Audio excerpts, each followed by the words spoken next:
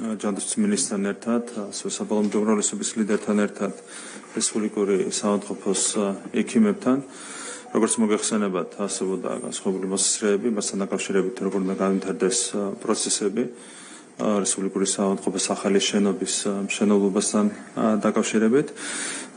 ჩვენ მოვისმინეთ გუშინ ექიმების მოსაზრებები, ამის შემდეგ ჰქონდა კონსულტაციები ჯანდაცვის მინისტრთან, ჯანდაცვის სამინისტროს წარმომადგენლებთან ერთად და მივიღეთ შემდეგი გადაწყვეტილება. უახლოესი თვეების განმავლობაში მთავრობა ჯანდაცვის სამინისტრო იმუშავებს ალტერნატიულ პროექტზე, როგორც მოგეხსენებათ, დაგეგმილი პროექტი ითვალისწინებდა საავადმყოფოს გარკვეული ტერიტორიის გამოყენებას, უკანა ტერიტორიის გამოყენებას საინვესტიციო მიზნებისთვის, ხოლო წინა ტერიტორიაზე არსებული შენობის ადგილას, მისი გემოდაის საფუძველზე ახალი შენობის მშენებლობას ალტერნატიული ვარიანტი შემოგთავაზეს ექიმებმა, რაც გულისხმობდა იმას, რომ უკანა ტერიტორიაზე შეიძლებოდა საავადმყოფოს შენებლობა, ხოლო წინა ტერიტორიის გამოყენება მოგვიანებით საინვესტიციო მიზნებისთვის. ეს შემოთავაზება შეესაბამება იმ გეგმას, რომელიც არსებობდა თავის დროზე თუ არსებობს ჯერ კიდევ 2007 წელს, თავის დროზე ბატონ ბიზნია ივანიშვილს ჰქონდა დაგეგმილი ახალი შენობის მშენებლობა, შემდეგ გასაგები პოლიტიკური მიზეზების გამო პროცესების გათვალისწინებით სამწუხაროდ ეს პროექტი ვეღარ განხორციელდა. სწორედ უკანა ტერიტორიაზე იგეგმებოდა ახალი საავადმყოფოს მშენებლობა. ჩვენ ვიმუშავებთ სწორედ ასეთ პროექტზე, კიდევ ერთხელ წარიმართება საპროექტო სამუშაოები დაიგეგმება შესაბამისი პროცესი და მომზადდება წინადადებები სწორედ ამ მიმართულებით, რომ უკანა ტერიტორიაზე განხორციელდეს საავადმყოფოს მშენებლობა, ხოლო წინა ტერიტორია გამოყენებული იქნეს საინვესტიციო მიზნებისთვის, რაც ზუსტად შეესაბამება იმ შემოთავაზებას, რომელიც ჰქონდათ რესპუბლიკური საავადმყოფოს ექიმებს. შესაბამისად, მივიღეთ გადაწყვეტილება, რომ გაჩერდება დაწყებული პროცესი, რომელიც უკავშირდებოდა ექიმების და პერსონალის მიერ განცხადებების დაწერას, რეორგანიზაციას. ჩვენ მოვამზადებთ კიდევ ერთხელ უახლოესი თვეების განმავლობაში წინადადებებს და მის შემდეგ უკვე განისაზღვრება ის თუ როგორ გაგრძელდება პროცესი. ჩვენი მთავარი ამოცანა არის ის, რომ გვჭირდება ახალი რესპუბლიკური საავადმყოფო, დღევანდელი ინფრასტრუქტურა არ არის სათანადო მდგომარეობაში, კარგ მდგომარეობაში, შესაბამისად ჩვენს ქვეყანას სჭირდება ახალი შენობა, ახალი რესპუბლიკური საავადმყოფო, რასაც ყველა იზიარებს, მათ შორის პირველ რიგში იზიარებს რესპუბლიკური საავადმყოფოს კოლექტივი.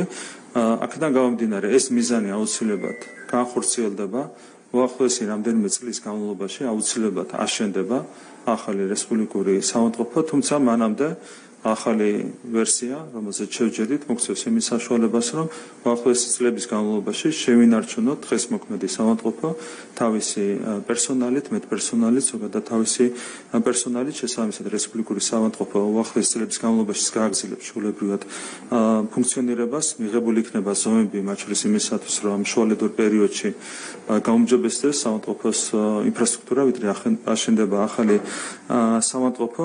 შესაბამისად ეს არის ის გადაწყვეტა, რომელიც ფიქრობ ყველაზე მეტად მიესადაგება როგორც სახელმწიფო ინტერესებს, ასევე კოლექტივის ინტერესებს. მადლობას გადავხდი ექიმებს, რომლებიც ძალიან რაციონალურად, პრაგმატულად უყურებდნენ ყველა საკითხს, რომლებსაც ჰქონდა ძალიან რაციონალური წინადადებები და სწორედ ამ მიდგომა მოგცა ჩვენ საბოლოო ჯამში ორი პოზიციის შეჯერების საშუალება და მადლობას ვეთქვი რა თქმა უნდა ჯანდაცვის მინისტრს ბატონ ზურა აზარაშვილს, რომელსაც ანალოგურად ჰქონდა ძალიან საქმიანი მიდგომა და სწორედ ამან მოგცა იმის შესაძლებლობა, რომ ყველა ერთად შევჯერებულიყავით ოპტიმალურ გადაწყვეტაზე. კიდევ ერთხელ მადლობა ექიმებს, მადლობა ჯანდაცვის მინისტრს, ყველა იმ ადამიანს, რომელიც იყო ჩართული ამ ასე ვთქვათ საუბრებში და დისკუსიებში. კიდევ ერთხელ გაიმერებ, რომ იქნება მიღწეული ჩვენი მნიშვნელოვანი მიზანი, ამოცანა, ეს არის ახალი საავადმყოფოს მშენებლობა, სრულად იქნება დაცული კოლექტივის ინტერესები და ეს არის საბოლოო ჯამში ის სწორი ბალანსი, რომელიც გვინდოდა გამოგვეძებნა და რასთან დაკავშირებითაც მივიღეთ ფიქრობ საუკეთესო გადაწყვეტილება. კითხვები თუ შეიძლება, ბატონო, პირველ რიგში რომ დავისვისოთ გეგასთან და დემონსტრაციასთან დაკავშირებით, ანუ როგორც გავიგეთ, შენობა აღარ დაიმკვიდრა მისი რემონტი განხორციელდება, ასევე თქვენ ახსენეთ წინა და უკანა მხარე. ბაჟაფშაველას მხრიდან საინვესტიციო პროექტი დასნიშნავს, ამ მომენტში დასრულის მოხდით, რა გაგეცდება და ჩვენ გამიგოთ თქვენს დედალების სამინისტროს გამო შენობა იყო საშიში, იყო შეუძლებელი გაუსაბის მდგომარეობა. ეს არგუმენტები არ შედასრულდა დღეს რაიმშერებთან ამისთან კავშირში. რაც შეეხება თვითონ შენობის მდგომარეობას, მდგრადობის კუთხით არ არის პრობლემები, არის სხვადასხვა კუთხით ინფრასტრუქტურული პრობლემები, რასაც ყველა ადასტურებს და ჩვენ ვესწრებით, რომ თუნდაც ამ შუალედურ პერიოდში, 2-3 წლიან პერიოდში ვიზრუნოთ ამ ინფრასტრუქტურული პროექტების მოგვარებაზე. რაც შეეხება შენობის დემონტაჟი არ განხორციელდება, ვიდრე არ აშენდება ახალი შენობა. შესაბამისად, ჩვეულებრივად მომდევნო წლების განმავლობაში, უახლოესი საყოველთაოდ 3 წლის განმავლობაში, საავადმყოფო გააგრძელებს ფუნქციონირებას არსებულ შენობაში, დაახლოებით 3 წლის თავზე უნდა დასრულდეს სამშენებლო სამუშაოები და ამის შემდეგ უკვე საავადმყოფო გადავა ახალ შენობაში. ასეთია ის გეგმა, რომელიც შევაჯერეთ ჩვენ ექიმებთან, ჯანდაცვის სამინისტროსთან. სამინისტრო გამუდმებით ამბობდა, რომ მდგრადობა არ ქონდა შენობას და ეს ყურები აღმოჩნდა, რასაც არა, მდგრადობაზე არ არის, ინფრასტრუქტურული პრობლემები არსებობდა. რაც შეეხება მდგრადობას, ამასთან დაკავშირებით არსებობს ექსპერტიზის დასკვნა. მდგრადობის კუთხით არ არის პრობლემები, არის ინფრასტრუქტურული პრობლემები სხვადასხვა კუთხით, მაგრამ ეს არ უკავშირდება შენობის მდგრადობას. უფრო მარტივად რო ვთქვათ, შენობის დანგრევის არავითარი რისკი არ არსებობს, ან მდგრადობის კუთხით არ არის პრობლემები, არის სხვა ტიპის ინფრასტრუქტურული პრობლემები, რასაც უნდა ვიზრუნოთ უახლოესი 2-3 წლის განმავლობაში, ვიდრე არ დასრულდება ახალი შენობის შენობა. საინვესტიციო პროექტი ახსენეთ, ეს ჩემი კითხვა იყო. ჯერ ვერ გეტყვით, ანუ საუბარია შესაბამისი ტერიტორიის პრივატიზებაზე. თუ როგორ განხორციელდება უშუალოდ რა ფორმით ამ შენობის პრივატიზება, ეს იქნება დამოკიდებული უკვე კონკრეტულ პირობებზე. მიზანი არის შემდეგი. საავადმყოფო შენებლობა ხდება ძალიან ძვირი. სახელმწიფოს ინტერესებშია, რომ კერძო სექტორი შეეხიდოს ახალი საავადმყოფოს მშენებლობას და სწორედ ამის გამო იმიჯნება ის მიწის ნაკვეთი, რომელსაც არის განთავსებული მთლიანობაში რესპუბლიკური საავადმყოფო, მიწის ნაკვეთის გარკვეული ნაწილი დაიტვირთება საინვესტიციო მიზნებისთვის იმისათვის, რომ კერძო სექტორი შეგვეხიდოს საავადმყოფოს მშენებლობაში, რომ ჭარბი ტვირთი არ დააწვეს სახელმწიფო ბიუჯეტს. შეიძლება კორპუსების იყო ისი შიშიც არსებობდა, რომ კორპუსები ჩაიტა, ერთი კითხვა შეგვედი, კორპუსების შიში რაც იყო, რომ შეიძლება კორპუსები აშენდეს, ეს შეიძლება ასე მოხდეს.